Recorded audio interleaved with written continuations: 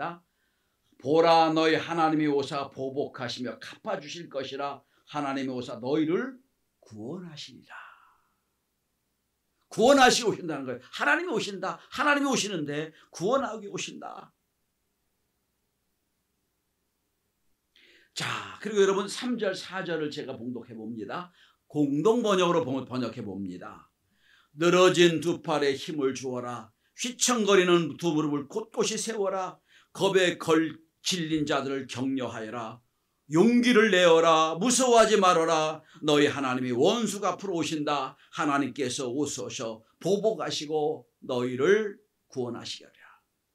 여러분 여기 3절에 4절에 보복하시고 갚아주신다는 면, 이건 구약적인 용어예요. 워낙 그 구약 시대는 전쟁도 많았고 전쟁이 치면 완전히 망하고 전쟁이 이기면 다 회복되는 그 상황을 얘기하는 거예요. 여러분 사람이라는 게 겁나는 일이 생기면 겁날 수밖에 없고요. 두려운 문제가 생기면 두려울 수밖에 없는 게 인간이에요. 안 그런 척 할 뿐이지 다 속으로 겁내고 두려워해요. 그 중에서도 가장 큰 두려움이 뭔 줄 아세요? 아보하를 외치는 사람들의 가장 큰 두려움은 죽음에 관한 두려움이에요. 그래서 여기 청년들이 있는데 이해될지 모르겠습니다. 여러분 혹시 한자로 죽을 사자를 머리에 한번 그려보세요. 한자로 그려보시고, 이 죽을 사자는 삼획으로 되어 있습니다. 한일자, 저녁 석자, 화살 촉자. 이게 죽을 사자예요. 그러니까 죽음이란 저녁에 화살같이 나에게 다가오는 거다. 그게 죽음이라는 거예요. 그러니까 두려울 수밖에 없어요. 여러분 생각해 보세요. 포로예요. 뭐 인권도 아무것도 없는 짐승처럼 대했던 그 시대. 오늘 내가 무슨 일이 벌어질지 몰라요. 어떻게 죽을지 몰라. 그러니까 오늘 여러분 보니까 이 사람들은 약한 손, 벌벌 떠는 무릎 겁낼 수밖에 없지요. 그를 구원하기 위하여 하나님 오신다는 거예요. 이 땅에 예수 오신 목적이 뭡니까? 죽음에서 우리를, 영원한 죽음에서 우리를 구원하기 위해 이 땅에 예수 오시는 거예요. 예수 믿으면 우리는 죽지 않습니다. 영원히 살지요? 이걸 구원이라고 그러지요. 그죠? 구원이라고 그래요. 이 땅에 예수가 왜 오세요? 우리를 죄에서 구원하시고 이 땅에 오신 거예요. 현재 오늘 이사야 35장의 구원은 포로에서 해방되는 구원이에요. 그건 눈에 보이는 구원, 시간적인 구원이고요. 절대적인 구원은 죄에서 우리를 구원하시는 구원입니다. 이 땅에 예수 오시는 목적이 뭡니까? 우리를 죄에서 구원하기 오십니다. 그 하나님이 오십니다. 두 번째로 왜 하나님이 이 땅에 오십니까? 하나님께서 우리를 회복시키기 위해 오십니다. 1절을 보시기 바랍니다. 이스라엘 백성의 삶의 자리를 은조적으로 표현합니다. 어떻게 표현합니까? 광야, 메마른 땅이며 사막입니다. 광야와 메마른 땅, 사막. 이스라엘을 한번 방문하시고 여행하신 분들은 알 겁니다. 대부분 광야예요. 대부분 광야. 대부분 메마른 땅이고요. 그리고 가다 사막도 있어요.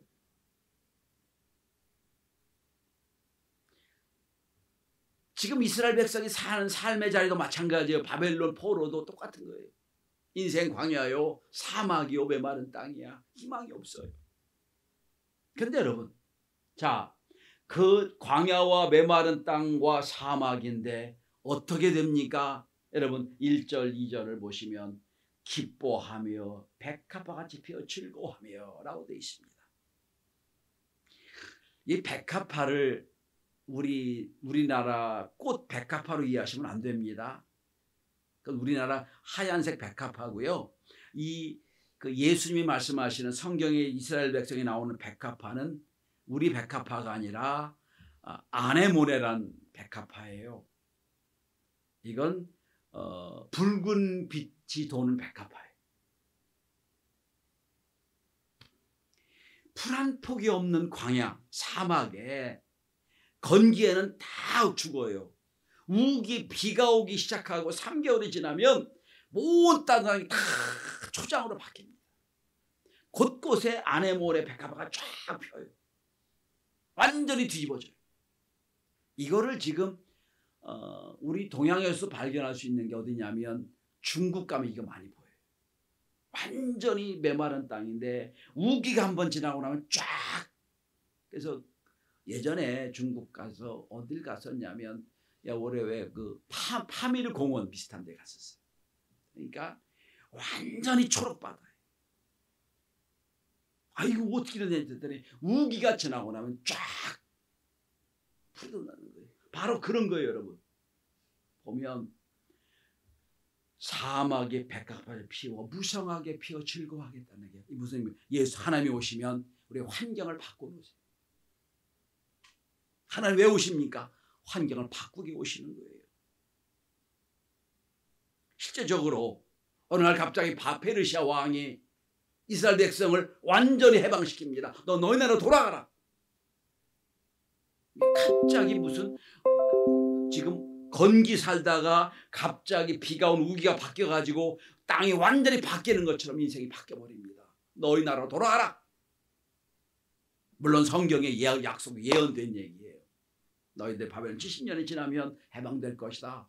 근데 여러분 그 속에 사는 사람은 모르잖아요. 그걸. 지금 몇 년 전인지 모르는데 어느 날 갑자기 페르시아 왕이 해방을 선언합니다. 너희 나라는 돌아가라. 그게 오늘 본문이에요. 그런 일이 벌어질 것이다. 하나님이 오시면 우리 환경을 해방시킬, 환경을 변화시킬 것이다.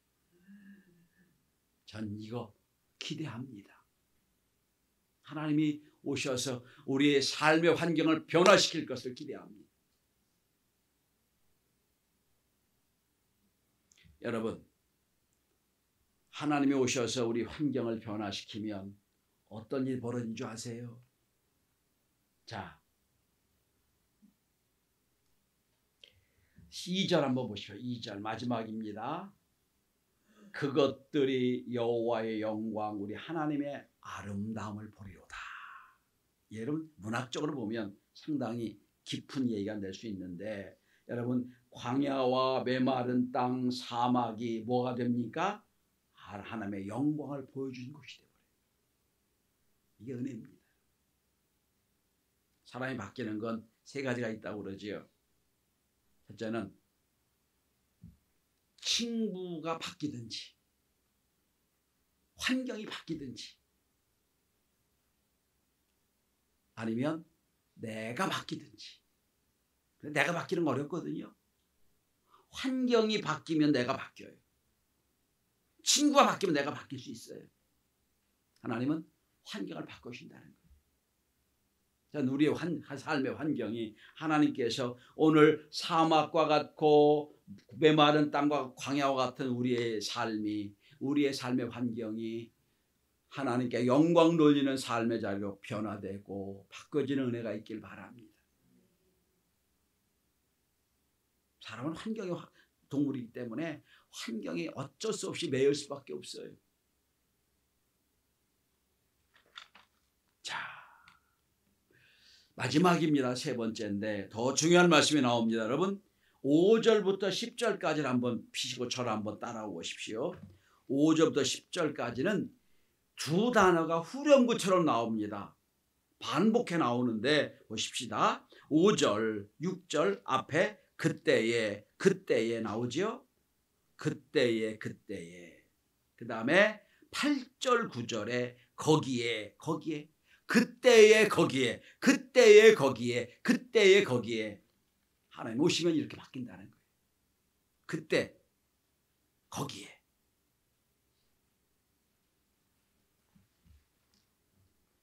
자, 한번 보십시다. 하나님이 오시는 때, 하나님 오시는 장소, 이게 그때의 거기에요. 하나님이 오시면 어떤 일이 벌어집니까? 5절 보십시오. 5절 맹인의 눈이 밝을 것이며 못 듣는 사람이 귀가 열릴 것이며 6절입니다. 그때에 저는 자는 사슴처럼 뛸 것이고 말 못하는 자는 노래할 것이고 광야에 물이 솟겠고 어떻게 되는 거예요? 그때 하나님 오시면 천지가 개벽한다는 거예요. 있을 수 없는 일이 벌어진다는 거예요. 그때에 어디서? 거기서. 보십시다. 자, 8절입니다. 거기에 대로가 있습니다. 8절입니다. 거기에는 여러 가지 방해 요소가 없어요. 거기에 어떤 일이 벌어집니까? 여러분 9절 맨 마지막을 보십시오. 오직 구속함을 받은 자만 그리로 행할 것이며. 예, 그때 거기에. 자, 보십시다. 맹인, 소경, 말 못하는 사람, 이들은 여러분 3절 4절에 나오는 사람들이에요. 인생이 겁낼 수밖에 없는 사람들이. 여러분 보세요. 건강한 사람도 포로된 삶을 살면 이거 제정신 못 사는 거예요. 그런데 건강한 사람도 아니고 그 포로된 삶 속에서도 눈 멀고 귀 멀고 장애를 갖고 있으면 방법이 없어요. 그러니까 이 사람들은 여러분 약한 손, 떨리는 무릎, 겁내는 사람밖에 될 수가 없어요. 근데 그때에 주님이 오시면 어떻게 된다고요? 눈이 열려지고 못 걷게 되면 걷게 되고 말 못하는 사람들이 말하게 된다는 거예요. 여러분 이거 이미 우리는 경험했어요. 어떻게 경험합니까? 이 예언이 이 땅에 예수가 오셔서 다 만들어 주셨죠. 예수가 오셔서 맹인을 고쳐주셨죠. 못 걷는 사람 걷게 해주셨죠. 죽은 자를 살리셨죠. 이 예언이 그대로 이루어진 거예요. 누가 오셔서? 예수가 오셔서. 이거 이루어진다. 그러니까 그때는 믿지 못했을 거예요. 이게 무슨 말씀이야 도대체 이게. 이게 어떻게 말이 되는 얘기도 아니잖아. 어떻게 배 송역이 눈을 뜨고 못 걷는 사람이 걷고 또 말 못하는 사람이 말을 해. 그런데 그건 이미 우리가 지금 구약의 이사야서 35장의 예언, 바벨론 포로된 이스라엘 백성에게 주는 예언이 예수 그리스도가 이 땅에 오늘 통해 해결됐어요. 다 경험했어요. 여러분 생각해 보세요. 나중에 이제 예수가 오셔서 내가 온 이유를 설명합니다. 설명할 때 이사야의 말씀을 하세요. 그렇게 말씀하십니다. 봐라, 성경에 다 예언된 대로 메시아가 와서 이렇게 이루어지죠. 이게 주님 오시는 이유입니다. 주님 오시는 이유. 그러니까 오늘 말씀의 결론이 뭐예요? 이런 때, 그때에 거기서 이런 일이 벌어질 테니까 우리는 어떻게 하라고요? 기다리라고요. 누구를 기다리라고요? 하나님 오심을 기다리라고요. 기다려라. 이게 대림절이에요. 자, 언제까지 기다릴지 몰라. 70년이란 약속은 있지만 지금 내가 몇 년째인지 몰라. 기다리는 거예요. 곧 오시리라. 기다리는 거예요. 조금 내가 철학적 말씀드리겠습니다. 여러분, 기다림이라는 건 전제가 몇 가지가 있어요. 첫째는 믿음이 있어야 기다려요. 약속이 있고 믿음이 있으니까 기다리는 거예요. 믿음이 없으면 기다릴 수가 없어요. 그냥 약속, 믿음이 없으니까 그냥 내 마음대로 해버리지. 첫째는 믿음이 있어야 되고, 두 번째는 여러분, 기다림은 내 중심이 아니라 그 사람의 중심이 돼야 돼요. 내가 주인을 기다리면요, 몇 분만 늦어도 신경질 나요. 왜 안 와? 왜 약속이 안 되는 거야? 그건 나에게 중심이 있는 기다림이고요. 진짜 기다림은 상대방에게 있는 거예요. 상대방이 좀 늦게 와도 무슨 일이 있을 거야. 사정이 있겠지. 그리고 중심이 상대방에 있는 거예요. 그러니까 이거를 기다리면 사랑이 필요하다는 거예요. 여러분, 자녀가 어릴 때 속 썩이고 막 그럴 때 우린 기다립니다. 좀 크면 부모 마음을 알겠지. 조금 인격적으로 변화되면 부모 마음을 알게 기다리잖아요. 그죠? 어느 때까지는 몰라 기다리는 거예요. 왜? 적어도 내 자녀는 내가 믿으니까. 그리고 내 입장이 아니라 그분의 입장이 기다리는 거예요. 이게 기다림이에요. 성경은 여러분 기다린 사람들의 이야기예요. 여러분 보십시다. 아브라함이 기다립니다. 내 몸에서 내가 내 후손을 낳게 하겠다. 25년을 기다려요. 기다림이잖아요. 하나님이 요셉에게 꿈을 꾸게 하세요. 그리고 16년을 기다리게 하세요. 기다림이에요. 왜? 기다림은 믿음이 있으니까 가능한 거예요.